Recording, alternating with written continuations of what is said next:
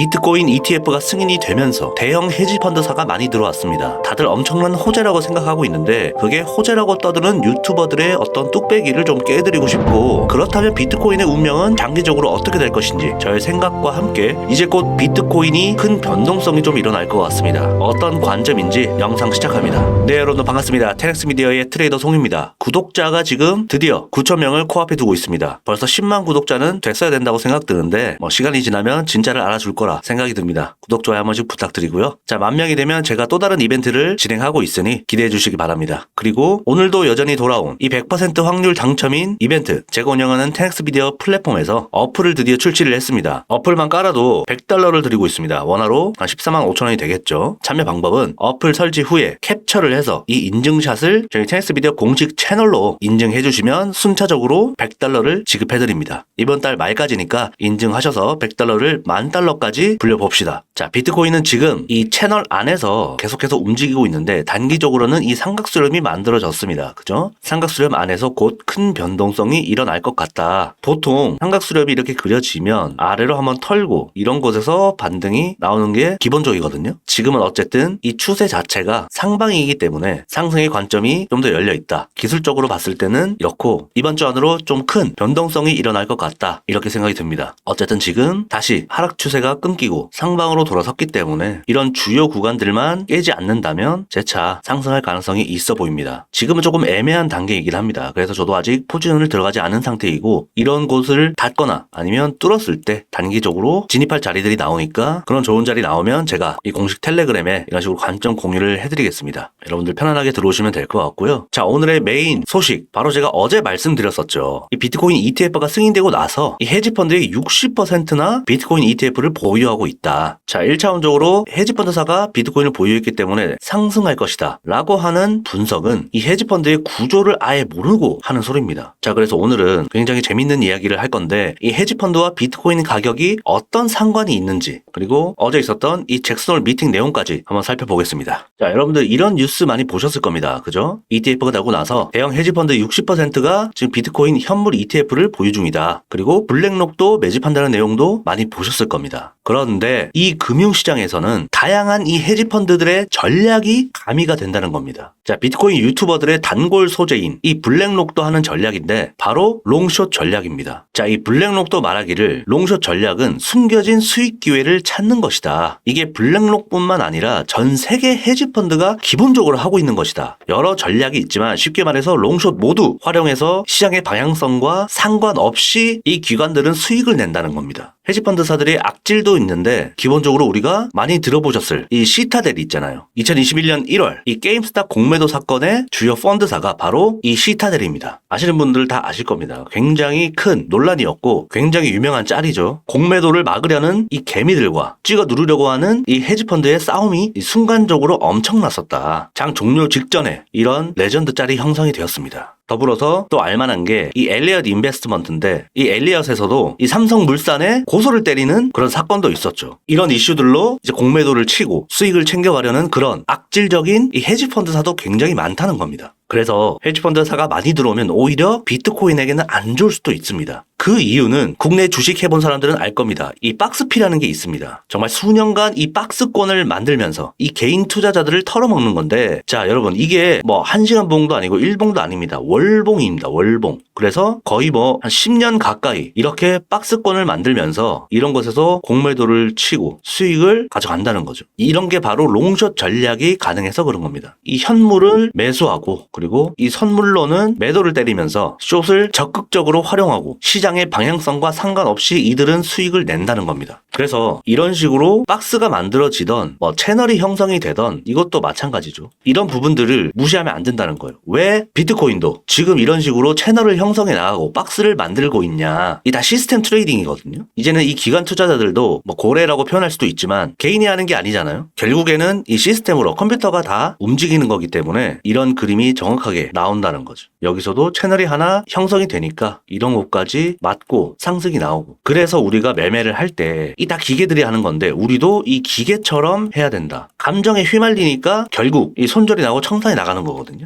폭모가 오고. 근데 기계는 그런 게 없잖아요. 그래서 우리가 이 원칙을 꼭 지켜야 된다. 원칙을 세우라는 말이 결국 기계처럼 매매해라. 이거거든요. 이걸 꼭 알아야 됩니다, 여러분. 그래서 우리가 현물에 지금 많이 물려 계신 분들 많잖아요. 계속해서 희망 고문하고 지치도록 버티고 있는 것보다 일부 손절을 해서 이런 구간들에서 계속해서 수익을 낼 수 있다는 거죠. 욕심 부리지 말고 이런 거 닿았을 때, 여기까지 닿았을 때 제가 이 채널을 그려놓은 거거든요. 그러면 롱자리가 나왔고 숏자리가 나왔고 또 한 번 롱자리가 나오고 숏자리가 나왔고 벌써 4번 정도 자리가 나는 거거든요. 말처럼 안 될 수는 있지만 이 연습을 해야 된다는 겁니다. 왜 기관들이 현물에는 매수를 잡아놓고 왜 선물에서는 숏으로 수익을 보는지, 이게 바로 해칭하는 전략이거든요. 그래서 여러분들이 선물을 무서워하시면 안 돼요. 위험하게 하기 때문에 무서운 거거든요. 안전하게 욕심 버리고 소액으로 하시면 충분히 선물도 현물은 덮어놓고 시장 분위기를 계속 읽으면서 충분한 연습을 하면 수익을 낼 수 있다. 제가 다 보여드리잖아요, 여러분. 자, 어제 이후로 저는 익절하고 이런 애매한 곳에서는 포지션을 잡지 않았습니다. 그래서 확실한 곳에만 전 들어가서 이렇게 수익을 내고 여러분들께 보여드리잖아요. 숏으로도 수익 보고 롱으로도 수익 보고 있습니다. 안전하게 하기 때문에 이게 가능한 거거든요. 절대 위험한 게 아닙니다. 그러니까 안전하게 할 수 있는 방법을 제가 교육도 해드리니까 조금 스마트하게 이 투자를 하셔야 됩니다. 자, 지금 솔라나 기반 밈코인이 거래량이 떨어지고 있지 않습니다. 다른 알트코인에 비해서 굉장히 높은 거래량을 위치하고 있는데, 이럴 때 여러분들은 이 솔라나 기반 밈코인을 주목해서 보셔야겠죠. 자, 제가 테네스 미디어 주목할 코인에 이 솔라나 기반 밈코인을 올려놨습니다. 어떤 코인인지 여러분들 들어오셔서 확인해보시고 포트폴리오에 어느 정도 담아놓으시기를 바랍니다. 자, 계속해서 이어가자면, 그래서 이 선물을 무서워하면 안 되고 이 헤지펀드도 결국 선물로 숏 수익을 보고 현물로는 롱으로 수익을 보고 있다. 자, 또 하나 대표적인 우리의 원자재 뭡니까? 금이죠. 금 같은 경우에도 박스권이 거의 20년 가까이, 이게 20년입니다. 20년. 이게 모두 롱숏이 가능한 그런 박스권 자리거든요. 그러니까 이 선물 시장에서는 롱숏이 가능하니까 이 기관 투자자들 입장에서, 시스템 트레이딩하는 이 기관들 입장에서는 무조건적으로 돈을 벌 수밖에 없는 지금 그런 시스템이라는 거죠. 근데 개미들은 이런 곳에서 매수, 손절, 매수, 손절 이런 식이거든요. 하지만 이 헤지펀드도 이 박스권에서는 충분히 수익을 가져갈 수 있지만 원웨이로 추세가 터졌을 때는 잃기도 하겠죠. 자, 그렇다면 이 비트코인 또한 지금 제도권에 편입이 되면서 헤지펀드사가 많이 들어오고 상승하든 하락하든 이 헤지펀드는 크게 신경을 안 쓴다는 겁니다. 이게 무슨 말이냐면, 이 ETF는 기관들은 이 수수료로 돈을 버는 거지 어떤 전략으로 버는 게 아니거든요. 그리고 이 비트코인도 원웨이 상승장이 굉장히 많았지만 이런 박스권 같은 그림이 어느 정도 형성될 수도 있다라는 점입니다. 그런데 이 비트코인과 이런 자산 시장과 조금 다른 점은 뭐예요? 금과의 다른 점은 바로 이 발행량이 정해져 있다는 거죠. 이게 굉장히 큰 메리트입니다. 비트코인에게는. 그래서 이 박스권이 나오더라도 조금 짧을 수 있다. 금보다. 그리고 원웨이 상승장이 가능한 것이 바로 이런 이유 때문일 수도 있겠죠. 자, 어쨌든 지금은 이런 기관들의 메커니즘을 잘 모르니 개인 투자자들은 이런 박스권에서는 굉장히 지루할 수 있다. 답답하고 돈 벌기가 힘들 겁니다. 그죠? 그래서 우리는 차트 공부를 하고, 만약에 그런 원리들을 어느 정도 알고 왜 이 채널이 형성이 되는지 여러분들이 공부를 하고 이해하신다면 충분히 이런 곳에서 숏을 진입해 볼 수가 있겠죠. 제가 이런 자리들은 계속해서 관점 공유를 해드리고 이 채널이 형성되면 여러분들께 바로바로 공유해드립니다. 이런 데이터들까지 실시간으로 제가 중요하다 생각이 들면 공유를 해드리니까 편안하게 텔레그램 들어오셔서 함께 공부하시고 영상도 꾸준히 보시기 바랍니다. 필요에 의해서 제가 한번 교육하는 시간도 가져볼 테니까 여러분들 기대해 주시고요. 이런 헤지펀드와 왜 박스권이 생기고 왜 이런 그림이 형성이 되는지 분석해주는 유튜버 있습니까? 아마 헤지펀드가 뭔지도 잘 모를 겁니다. 그죠? 왜 이런 그림이 형성되는지를 알고 매매하는 것과 그냥 줄만 그어놓는 것과는 천지 차이입니다. 자, 그리고 잭슨홀 미팅이 개최가 됐었는데 지금 50포인트 이하로 설레발 떠는 투자자들이 굉장히 많습니다. 자, 과거 잭슨홀 미팅을 보면 23년에는 중간중간 비둘기파적인 발언을 하되 금리 인하 내용은 없어서 시장에 불확실성을 심어줬습니다. 그런데 비트코인 ETF에 기대감도 있었고 워낙 이 파월이 유화적으로 바뀌면서 비트의 상승을 견인해주는 그런 환경을 어느 정도 조성해줬다. 이렇게 생각이 들고, 자, 24년에는 올해는 무엇보다도 잠깐이라도 이 매파적인 발언, 지금 굉장히 중요한 시기인데 예를 들어서 고금리를 좀 더 유지해야 된다 라든지 아니면 25포인트 인하를 하고 데이터를 더 봐야 된다. 올해는 한 차례밖에 없을 것이다.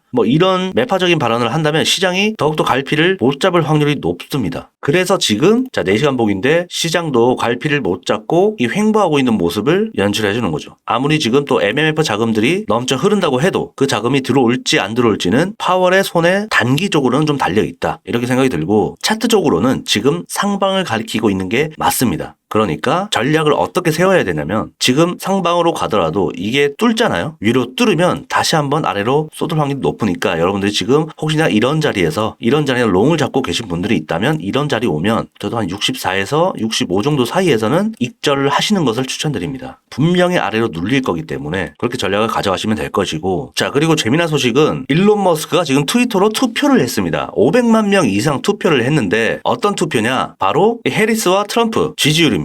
자, 그런데 이 트위터에서 40대 이하, 40대부터 30대가 굉장히 많이 사용하는 걸로 알고 있는데 트럼프가 월등히 압도적입니다. 그러니까 지금 언론에서 나오는 해리스 지지율은 의미가 없다는 거죠. 어차피 CNN이나 뉴욕타임즈 같은 것들은 이 민주당의 색깔이 많이 묻어있기 때문에 의미가 크게 없다. 결국 이런 조사들이 더 정확하지 않을까 이렇게 생각이 듭니다. 자, 결국에는 파월은 장기적인 시장의 변화에 영향을 줄 것이고 결국에는 이 트럼프가 한 건을 해줘야 됩니다. 제가 자꾸 새로운 논리가 필요하다라고 말씀드렸었잖아요. 그냥 금리 인하가 아니라 어떤 이유에서 금리 인하를 했고, 그리고 이 트럼프가 SEC 특히 게리 겐슬러를 사임을 시키고 법인세 인하, 금리 인하, 암호화폐 규제 완화 이런 것들이 크게 터져져야 원웨이로 상승할 수 있는 그런 장이 펼쳐질 겁니다. 이 정도급 호재가 아니면 비트코인은 신고점 갱신은 힘들 것으로 보이는데 곧 그게 늦어도 저는 11월쯤에는 뭔가가 나오지 않을까 싶습니다. 그래서 그쯤에는 비트가 이 신고점을 갱신하지 않을까 이렇게 말씀드렸던 부분입니다. 네, 오늘 이것저것 얘기 말씀드렸는데 헤지펀드는 결국 많이 들어온다고 해서 이 ETF를 많이 보유하고 있다고 해서 좋은 것만은 아닙니다. 결국 이 헤지펀드들은 숏으로 수익을 보기 때문에 눌릴 가능성이 있고 숏을 수익 보는 만큼 이 박스권이 오랫동안 유지가 될 수 있다는 점. 근데 꼭 그게 비트코인에 무조건 적용되는 것은 또 아닐 수 있습니다. 왜냐하면 이 비트코인은 발행량이 정해져 있기 때문에 굉장히 큰 그게 또 하나의 메리트이고 18년, 21년처럼 이런 큰 상승은 아니더라도 어쨌든 신고점에 갱신을 하고 장은 확실히 좋아질 것이다. 이렇게 보고 있습니다. 그 뒤에 건 너무 먼 이야기이니까 우리는 이 부분에 어떻게 대응하고 어떻게 전략을 짜서 수익을 낼지 언제 이 현물을 다 털지만 생각을 하시면 됩니다. 그런 부분을 제가 계속해서 도와드릴 거니까 여러분들 어플 깔고 $100 받으시고 저랑 선물로 박스권 위아래로 다 발라먹을 수 있는 그런 투자자가 되시길 바랍니다. 네, 어쨌든 오늘 여기까지 하겠고요. 도움이 되셨다면 구독, 좋아요, 댓글, 공유까지 부탁드립니다. 양질의 영상으로 다시 찾아오겠습니다. 10X 미디어의 트레이더 송이었습니다.